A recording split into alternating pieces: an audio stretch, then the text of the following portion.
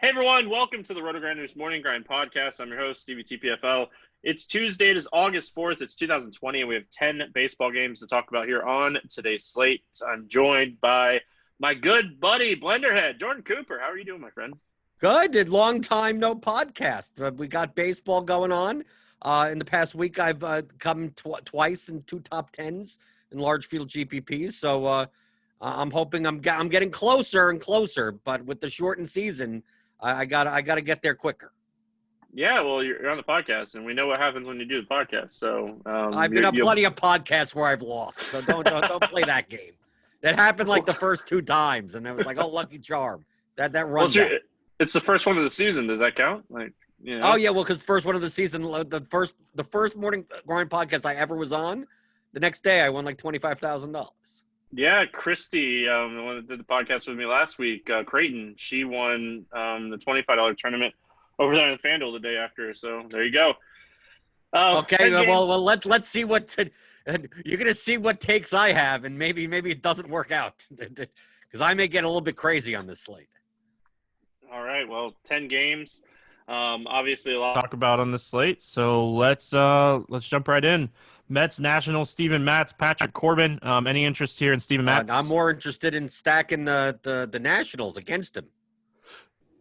Yeah, I don't really like Matz here either. Average strikeout rates, numbers against righties, nothing great. A lot of hard to soft contact, a lot of hard contact, and Washington just doesn't strike out against left-handed pitching, so I'm not looking at Steven Matz here.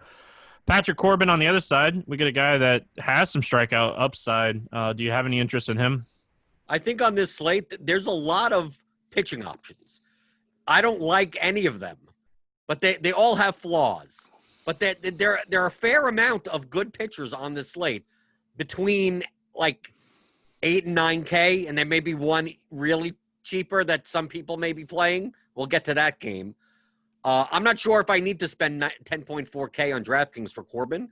I think with the Mets power lefty bats in Washington, which is a ballpark upgrade, I think I'd be more interested in playing like the lefty one-offs against him rather than spend 10-4 on him. Yeah, like I have some interest here. We'll have to see how the slate kind of shapes out as far as ownership goes. The only thing that like I worry, like 10-4, highest price pitcher on the slate, there's some guys below him that I do like on this slate. So I'm not saying Corbin's a must play. I'm saying like his strikeout rate is the highest on the slate, so we got to respect that. Let's talk bats here. Sounds like Brian Dozier is going to play in this game. Pete Alonso, J.D. Davis. So they have some righties that they can throw here against Corbin. Like I think Conforto. We'll have to see about McNeil. He was scratched late on Monday, so we'll have to see what this lineup looks like. But I think that's going to depend on like if I go Corbin or if I go stacking the Mets here. Well, I don't mind the lefties against Corbin if I'm stacking. And if I'm playing, like if Davis is in, he's 3,800. We may get Rosario leading off at 4,200. There's a lot of questionables because McNeil, had back tightness this past night, so he may not be in. So, like, I don't mind Conforto against lefty because no one's going to play him.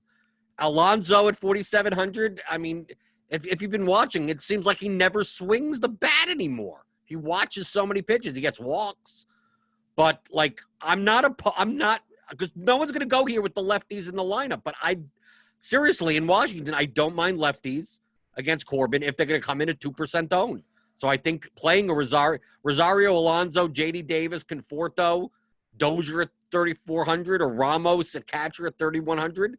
Because I think on a 10-game slate, no one's going to play the Mets. I mean, maybe no one plays Corbin. Maybe he ends up being only 10% owned, but no one's going to play the Mets against him. Yeah, for those reasons, I think they're definitely in play as well. You look at some of the ISO in these guys, and they hit left-handed pitching, like Dozier, Davis, Alonso, obviously. So the upside is there. The Washington side of things, like I said, Matt's pretty average stuff, and this team just doesn't strike out. They're going to put the ball in play a lot here against Steven Matz. It's just really going to depend on, are we getting singles, doubles, home runs? Like, the ball is going to be put in play here. Yeah, and I think if Juan Soto is back, I don't know who's going to pay $4,900 for him, lefty, but I don't mind Kendrick. I don't mind Asdrubal Cabrera. I mean, just like in order to stack them, you pretty much need to play Turner and Soto, and that kind of raises that stack price on a 10-game slate. They do have a 5.2 implied run total currently, so like I don't mind targeting them. It's just that on this slate, we're going to find a lot of opportunities for bats in the high 4Ks and the low 5Ks. So it's just how much do you want to prioritize the Nationals? I think I'm more likely to just take the cheaper one-offs, take a Kendrick, take a Cabrera, and not worry about the stack. Yeah, Juan Soto's first day eligible is today, so we'll have to see if he's in the lineup or not. Washington had a longer period than the MLB as far as testing, and today's the first day he's actually eligible to play as far as DC because of the 14-day quarantine. So, if he's in there, obviously it's a boost to the lineup, even with Steven Matt's lefty-lefty matchup. So definitely going to be looking at him if I'm looking at Washington here. Blue Jays and Braves, Matt Shoemaker against Max Fried. Man, so sad to see, the young pitcher for the Braves go down on Monday. I was Soroka is such a good real-life pitcher, and it stinks that he tore his Achilles and he's out for the year. But any interest here in Matt Shoemaker? Against the Braves, with the amount of pitching that's available, the Braves have a 5.2 implied run total. Shoemaker in Atlanta just seems like trouble. Yeah, I don't like him here either. I don't typically like right-handed pitchers against the Braves. I don't typically like left-handed pitchers against the Braves. Max Fried on the other side of this game, do you have any interest in him? I think people may go to him chasing the game log, 8,500. I mean, it's not bad against the Blue Jays. Just that I think there are higher strikeout options at pitcher that are in similar price ranges that it's like on a different slate. I'd be like, okay, I'll get safe Max Fried and give me 18 points and that's fine. But in Atlanta, I'd rather play the cheaper Blue Jays bats than play him. I actually like him a lot. You look at this young Toronto team, and they strike out a ton. Everyone on this team, Hernandez tells if he's in the lineup, Biggio, Bichette, Gurriel, they all strike out at a really high clip. Now, they have some power, so obviously that's scary, but Max Fried does a great job limiting damage by throwing ground balls. He's 8,500, and this guy is a guy that's capable of 25+. So I like Fried a lot. I'm a sucker for the Atlanta young pitchers anyway, but this matchup on paper looks really, really good depending on what lineup we see the Blue Jays roll out here. No, I want the righties. I want the Go righties. for it. Listen, I'm not saying don't stack against him. You could you do your thing. I'm not even sure about stacking. Maybe one-offs. Maybe he's not a stackable pitcher. Okay, but I think I could play Bo Bichette at shortstop. I mean, the shortstop's a weak position typically. And you mix it in with the Vlad at 4,200. Teoscar Hernandez is on a tear. He's 3,800, depending on where he is in the lineup. Grichuk's under 4K. So, with the amount of strikeouts, they're going to kill rallies in that case. So maybe with all these outfielders, because the only way to stack them, you got to play so many outfielders that it makes it less appealing. But if I'm not going to play any Fried, I'll probably sprinkle some Blue Jay bats into my 5X type stacks. Yeah, I don't hate it. I probably won't do it. Like I said, I like Fried a lot here. I don't really love Toronto. I do like Atlanta. I think they're really interesting on this slate. First look at the, on this slate, I actually think they could potentially come in a little lower owned here. We got Coors and Atlanta's priced up, and we've seen over the last few days already, priced up stacks when we have Coors slates. We're seeing them come a little under owned. Oh, definitely. I mean, that's kind of what I do every day. I look for the vomit stacks as well as where there's a Coors game. Let me grab some Dodgers because no one seems to want the Dodgers overpriced in San Diego or something. Of course, that's not going to work out for me, but that's kind of what I do. So that this does fit the bill, and Shoemaker is no stranger to the long ball. It's just that to justify Swanson's 5,000. I mean, Matt Adams looks good, but then you can't play Freeman because they're both first base eligible. So this is the type of type of team that I'm not sure if I could stack them at these prices. But one-offs, sure, why not? Yeah, like I like it. Acuna, Freeman. You mentioned like you can't play Adams and Freeman together on DraftKings. You can on FanDuel. That's always an interesting strategy on FanDuel. Take two first basemen from the same team. I've done that a couple times with Abreu and E5 already this season. So, I like Atlanta here. Toronto bullpen has been really shaky already. So, going to that well. Up next, we got Miami at Baltimore. Assuming this game plays, everything seems like it's going to play at this time. Pablo Lopez against John Means. I'm seeing Pablo Lopez on some sites, and I'm seeing Caleb Smith on some sites. So, like the rest of the Marlins team, we have no idea if it's Pablo Lopez or Caleb Smith. Do you have any interest in either one of these guys? I mean, it's against the Orioles, I guess, but I mean, this is a big ballpark upgrade. I mean, Baltimore's a better hitting park. With the pitching options on the slate, I don't see a need necessarily. If a different context of the slate matters. On a different slate, sure. If I want to play Lopez at 7,600 against Baltimore, it's not horrible. Well, what's the upside there? I think I'm more likely to play Bats in this game. The question is, who the hell's playing for Miami? Yeah, like I read the thing before we had started. 15 additions, like 7 minor leaguers, 3 from waiver wires, like a lot of young people and guys that were sent down in the minors with expanded rosters going to be in this lineup.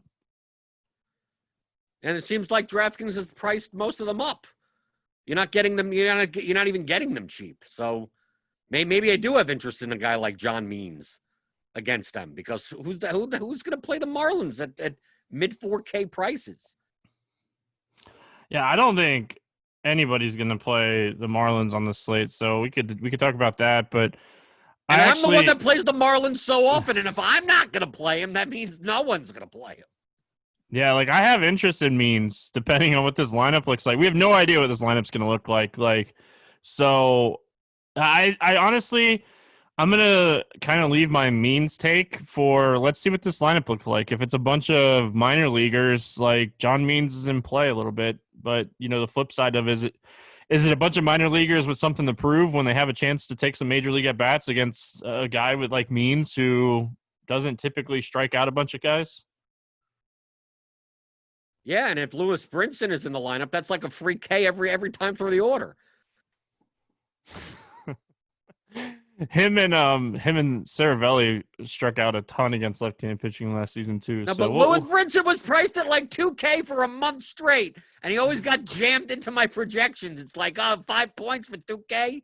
I got it one off Brinson. That's like the first thing I ever always had to do last season in lineup HQ.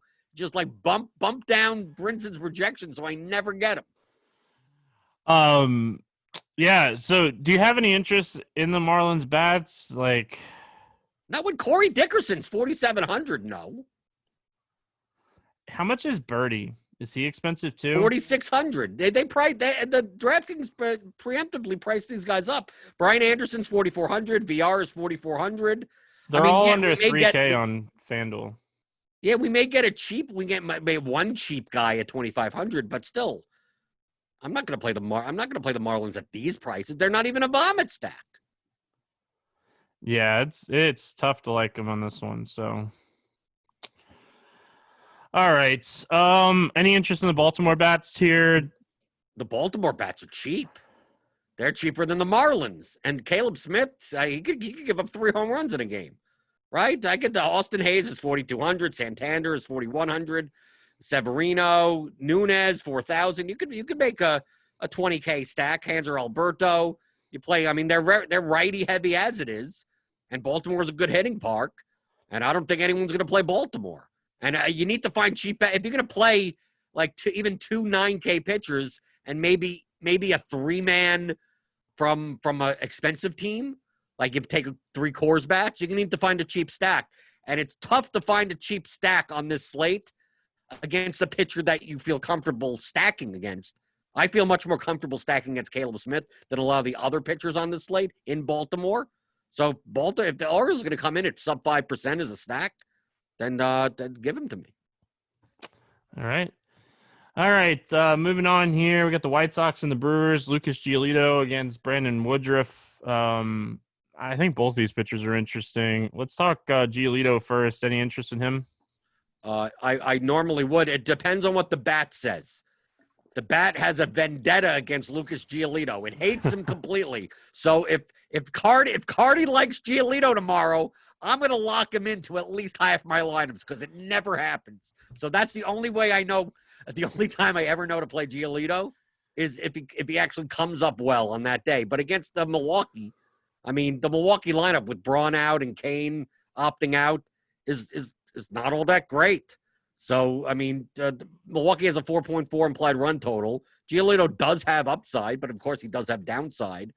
I'm not saying that I'd like to get a lot of them at 9,100, but I'll see what the bet says first, and then I'll make a decision. Yeah, like Logan Morrison's going to be in this lineup. Like outside of Yelich, like this lineup is Hira is good, but yeah, this lineup's hurting. So it'd be interesting to see what the bat says, but either way, like I think Lucas Giolito facing a team that has one guy with a strikeout rate under 20% is very much in play on a 10-game slate. And then on the other side, Brandon Woodruff, like he continues to show that he has some solid upside. The White Sox are a boom-bust team. They strike out a lot, and they hit the ball really hard. So this is like one of those spots where you could have some Woodruff on some teams, and you can have the White Sox stack on some teams. Definitely. I think I'm more likely on this slate because the White Sox batters are not like cheap. I mean, you get Grandal, in order to play catcher, he has 4,900. The bottom of the order kind of sucks. I mean, it's a mid-range stack, which I would normally be okay with, but I'm not a big fan of stacking against Brandon Woodruff. One-offs would be better, so I think I'm more likely to play Woodruff than White Sox. Yeah, me too. Like, you got to remember the Brewers' bullpen is legit. Like, they're very good, especially if you get the good end of the bullpen. So I like Woodruff here. I stacked the White Sox all over the place on Monday, but this is a new day. So, we just move on and we look at it. Like Moncada just hit a home run, which helped me out a lot. So, Me too. It did me too. I saw that. Wow. My green number should go up. There you go. So, yeah. Especially since I used him as my one-off replacement when McNeil got scratched. So, like all my McNeil lineups, just like, screw it. Give me Moncada. So this helps. That's even better. Let's talk any interest in the Brewers bats. Like I don't really have interest in bats in this game. No, I mean you could justify a one-off here and there, like if you want, but this doesn't seem like the game where, I mean, the total's 8.5. I'm with the pitchers these prices, like I can you could take Luis Robert, you could take a Logan Morrison if you want, but I mean I don't want to spend money in this game on bats. You want to take a cheap bat? I'm not paying $5,300 for Yelich in this game. I'm just passing. Royals and Cubs. Brady Singer against Kyle Hendricks. Looking like we're gonna have the wind blowing in 10 to 12 miles an hour in this one as well, just as we saw on Monday. Not as much, obviously 10 to 12 is way different than 17 to 19. But I'll tell you, I bet you the MLB weather edge will say that this game is going to suppress runs and home runs. So we'll see. Do you have any interest here in Brady Singer? I mean, he's okay. I mean, I played him his last start. I'd rather not play him against the Cubs. I mean, there's pitching options on the slate that I don't think I need to play Brady Singer. But if he wanted to, because the wind blowing in, and I mean the Cubs, there are strikeouts there, but I mean he has to get around.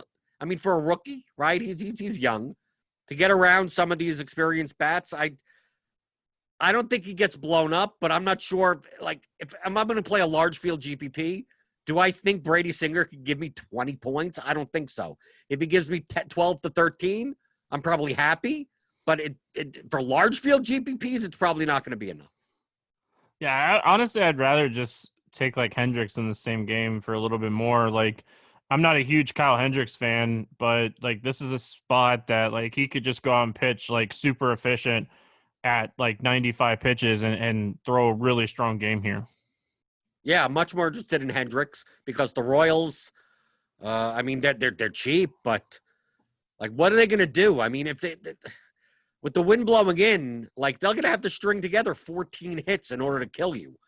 So Like, while they have cheap bats on their side, I'm much more interested in Hendricks than the Royals. Yeah, you look at this lineup up and down. They only have two guys with a WOBA over 340 against right-handed pitching since the start of last season, with Merrifield and Soler. And both of those guys are righty. If the wind is blowing in from left field, obviously that's going to suppress those two guys as well. So, honestly, I think this is a great spot for Hendricks. I could always see playing Soler or O'Hearn as like one-offs, but I don't really have a ton of interest in this team. No, me neither. And then the Cubs, the wind is blowing in, but the prices are blowing out. 5,700 for Kyle Schwarber? Are we kidding ourselves? What's going on here? Rizzo's 5,400? Good luck stacking this team in Wrigley in a wind-in game. Get out of here. I may not have any Cubs in my lineups.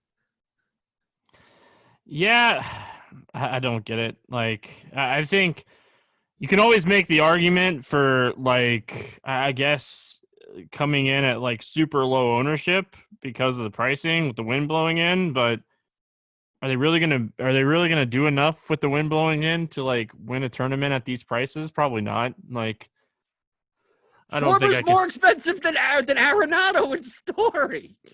He's more expensive than all the other than Mike Yastrzemski for the Giants.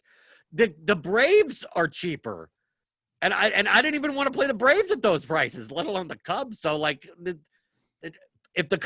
is the type of slate. If the Cubs put up 10 runs here, and I don't have any of them, then I just lose. And that's just the way it goes. That 1% outcome happens, whatever. There's no way I pay these prices. All right, moving on. We got the Giants and the Rockies, Kevin Gausman against Herman Marquez. Do you have any interest in either one of these guys? I know, like, no. We don't even know if he's actually going to pitch for the Giants, so we don't even know that. I know Herman Marquez is a good, like, real-life pitcher.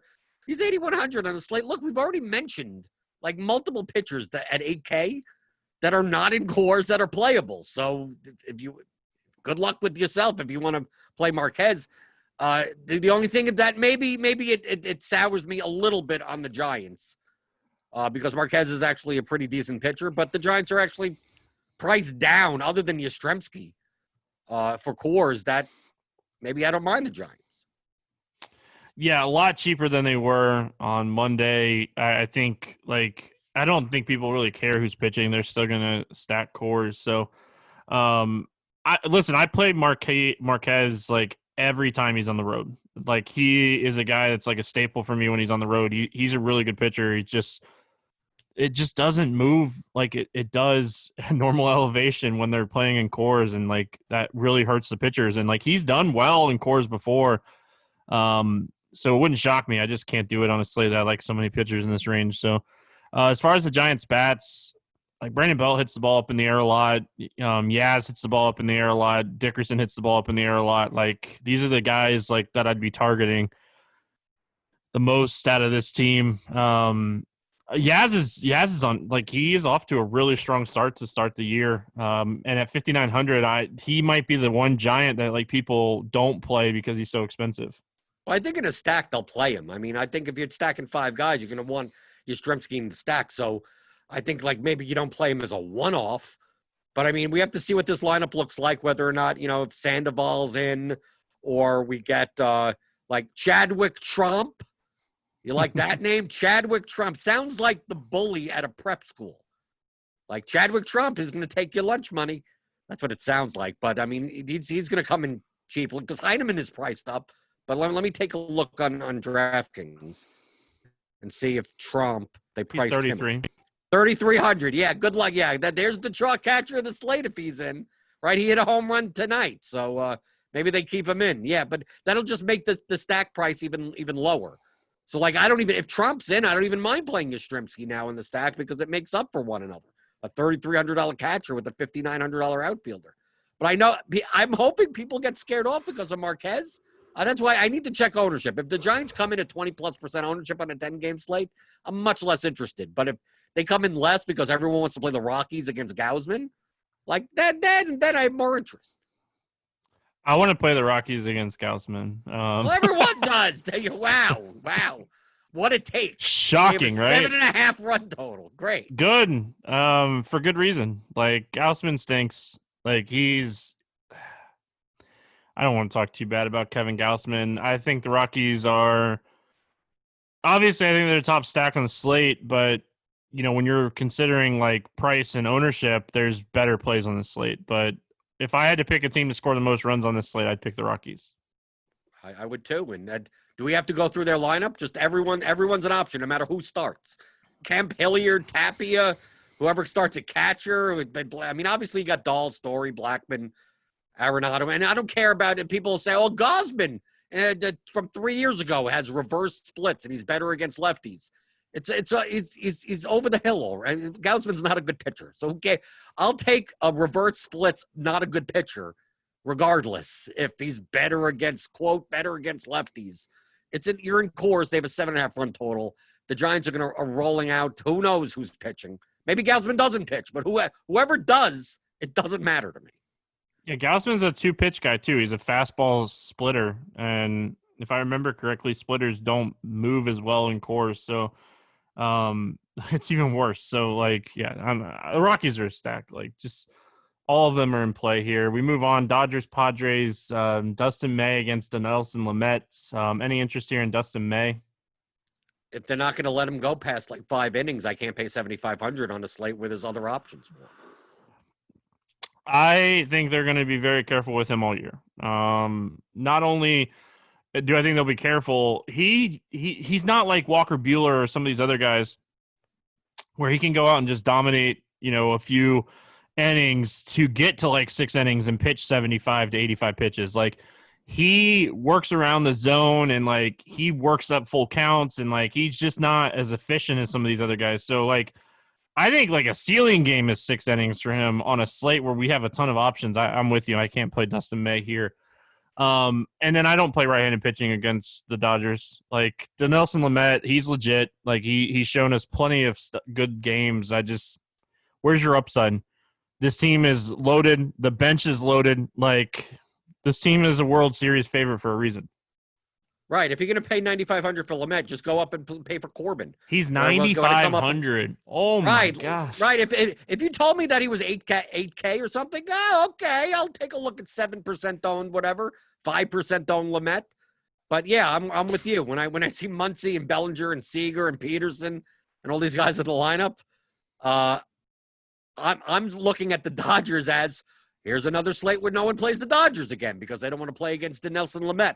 Probably rightfully so, because, I mean, Mookie Betts is 6,000? What's going on here? Where all the prices on DraftKings are going up like the stock market's going up? Why is he 6,000? See, this prevents me from wanting to stack the Dodgers. How do you pay 6,000 for Betts against Lamet in San Diego? He might not even be in the lineup either. Well, if he's not in the lineup, it makes it easy. Yeah, he's dealing with a finger injury. Well, even better. So if he's in the lineup, he's not going to be able to swing the bat very well. Okay. But I don't mind playing the Dodgers every day when no one wants to play the Dodgers because someone else better is on the slate. But how do you stack this team with Muncy and Betts? But, I mean, I don't mind playing the lefties as one-offs against Lamet.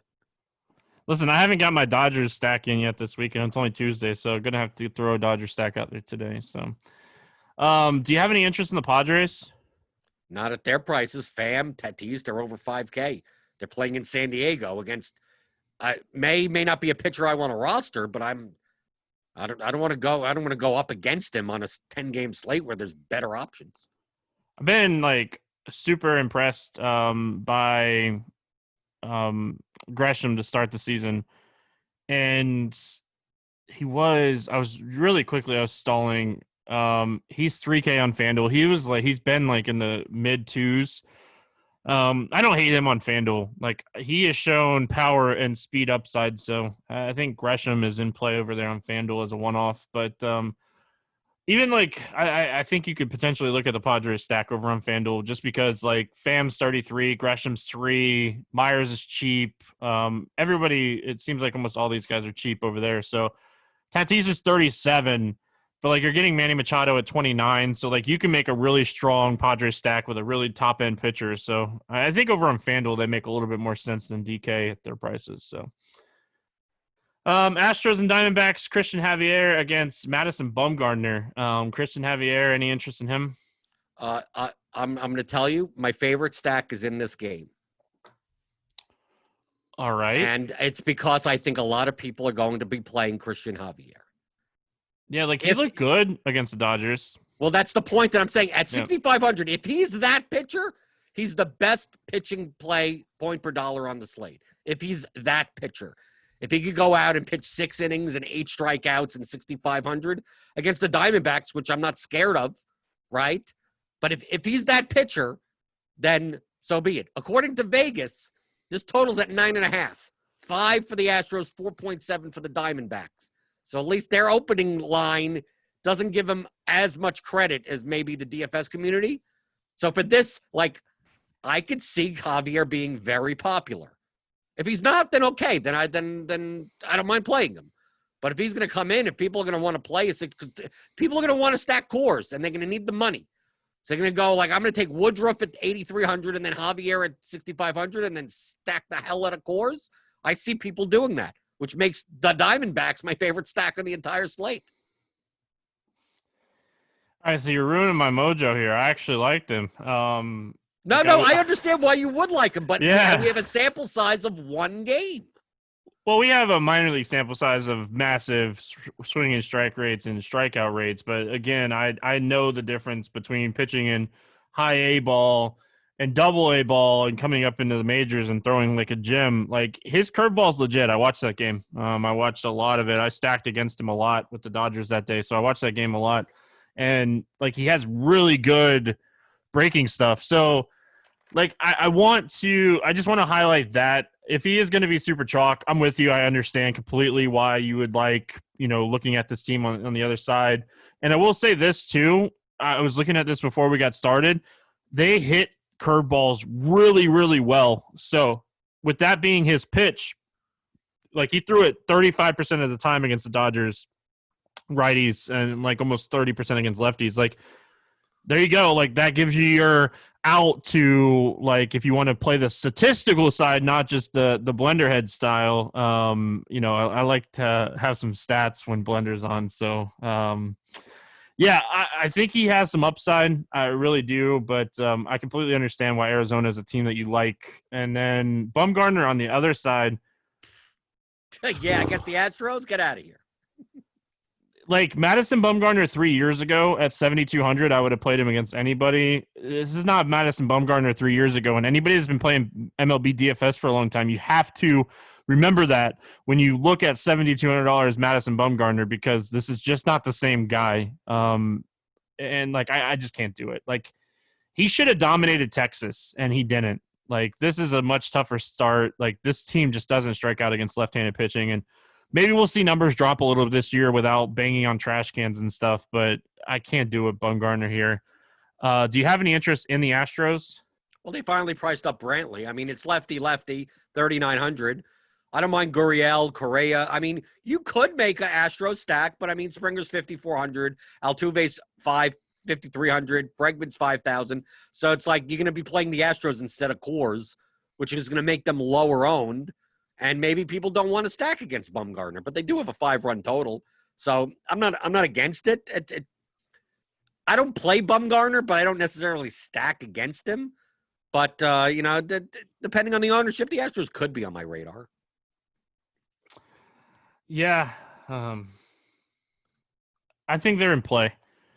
I want to see what their ownership is. If like people still have that like mindset of like, I don't want to stack against Bumgarner. I've already stacked against him a couple times this year, like both starts. So I'll do it again. Like, if they're going to be really low owned, like Houston has massive upside against any team. So, and then I'll let you tell us why you like Arizona. Like, you kind of already talked about it, like outside of just taking the team that's going to be facing a guy that could be potentially massive chalk.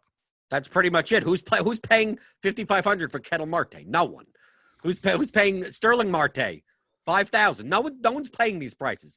Escobar, okay, $4,000. Calhoun, $4,400. Right? Christian Walker, $4,400. I mean, it's not a cheap stack. So that's going to lower their ownership. It really the reason why I want to play the Diamondbacks is purely based on people's perception of Christian Javier. If he's the real deal, I'd much rather play Javier and play none of the Diamondbacks. But since I don't know that. If I see Javier ownership at like 32% on a 10-game slate, the Diamondback stack is going to be like the 1%. I mean, it's going to be nothing. And would I rather stack against a kid with his second career start or something, or stack against Corbin or Woodruff or any of the guys that have a much bigger track record? If I get beaten, I get beaten. It's not like I'm going to be playing them in 30% of my lineups. But I don't mind running, if I'm playing 100 lineups and I'm running 5 to 10 Diamondback stacks, I can run 5 to 10 Diamondback stacks and still run 5 to 10 lineups with Javier in them also, just in case he does put up a 25-point game, and I'll need him at 32% ownership. So really, it's not a matter of I love the Diamondbacks or I hate Javier. It's just that to me, a one-game, for him to be over-owned on a one-game sample size just seems like the spot to exploit. Yeah, I completely understand that. The team's been ice cold to start the season, and good, even lower ownership. Maybe I'm the only one who'll play him. Maybe. They have been ice cold. So Escobar profile is amazing against him, but he struck out more than Gary Sanchez this season. So we'll see. I play a lot of Gary Sanchez. He was 4% owned tonight. Of course, he put up a 0, but I mean, whatever. Listen, I have not played Sanchez yet this season, so I'm just gonna keep fading him until he beats me at this point. So. I'm gonna keep on owning him until I'm the only one that has him, and then I beat everyone. Texas at Oakland, Lance Lynn against Jesus Luzardo. Any interest here in Lance Lynn? I think he's my favorite pitcher on the slate. All right. To me, I look at Lance Lynn.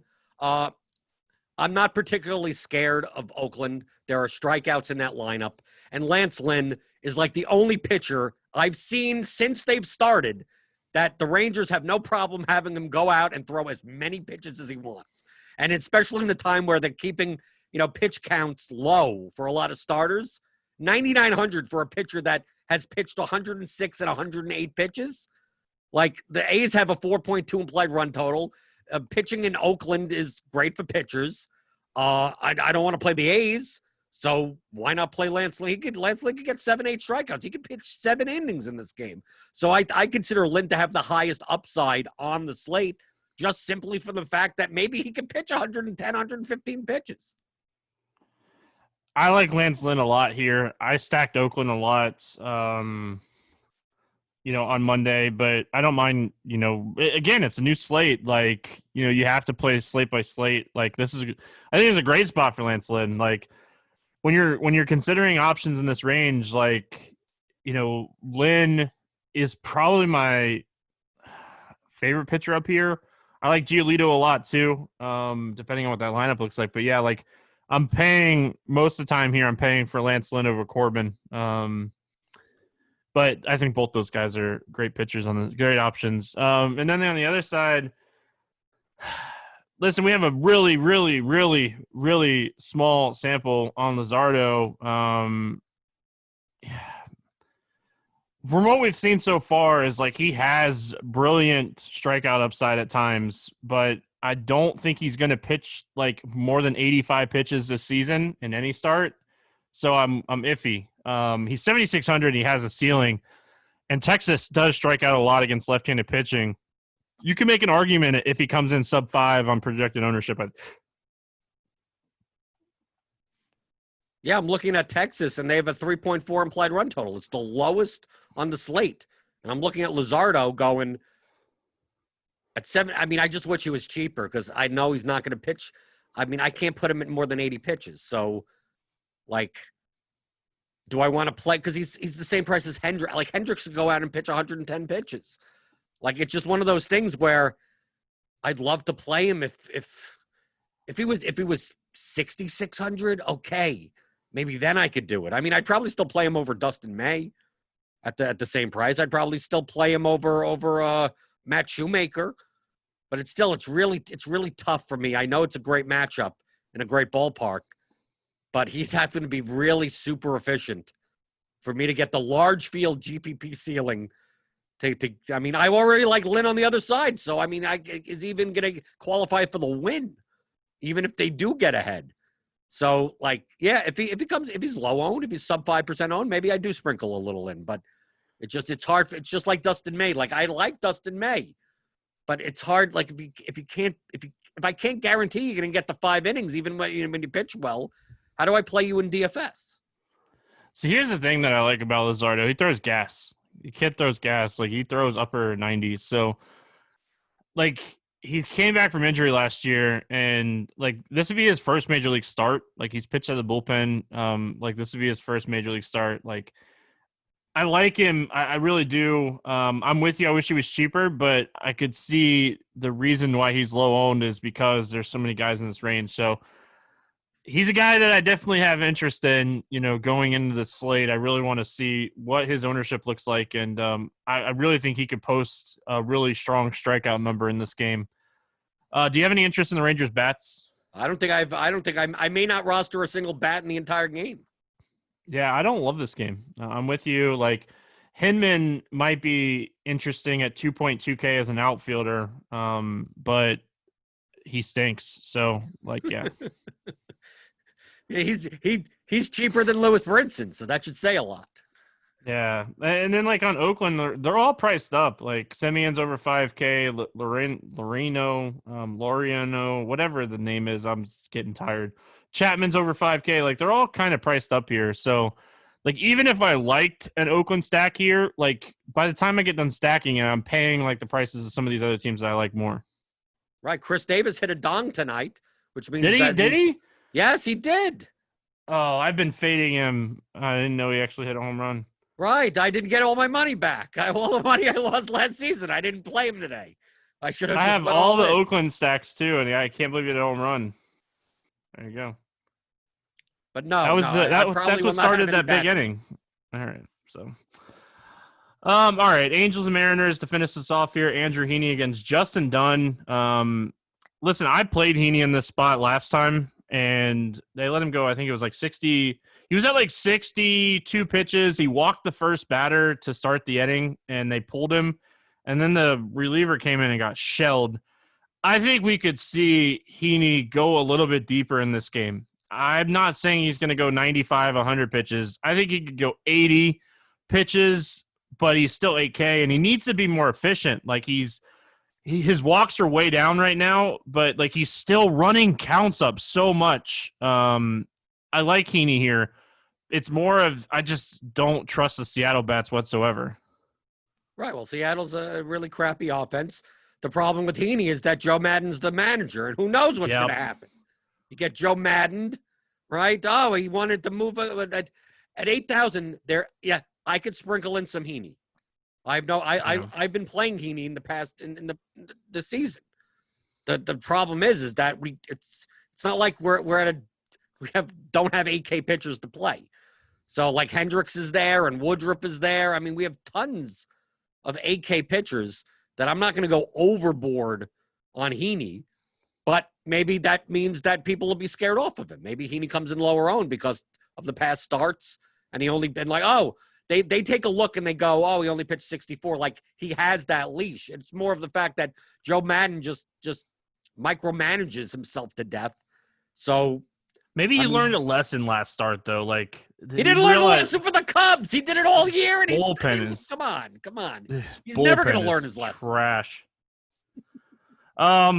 Listen, on the other side of this slate, on the other side of this game, we got Justin Dunn. Justin Dunn in the minor leagues had decent strikeout stuff, but everything he has done in the majors so far has been, I'm going to walk everyone and I can't throw strikes. So against a patient Angels team with Mike Trout expected to be back in the lineup, I have a lot more interest in the Angels than I do in Justin Dunn.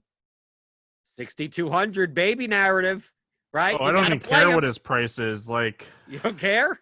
Baby narrative, first baby too, I'm pretty sure. Are you going to really pay 6,200? You're going to pay more for him than anyone in Coors? If I'm going to pay up for a bat that's not in Coors, why not take the best hitter in baseball? Okay, why not? Okay, that sounds good. Against the worst, probably the worst pitcher on the slate, if not bottom three. Terrible bullpen for Seattle. Why can't I just take Justin Upton for $3K cheaper for 4 strikeouts? Well, listen, I think you could play. I honestly, I think like this stack is a late night hammer. I don't know if I go full 5-man, but it also depends like if Ohtani is in there or not either. Like he could be out a long time, so we'll see.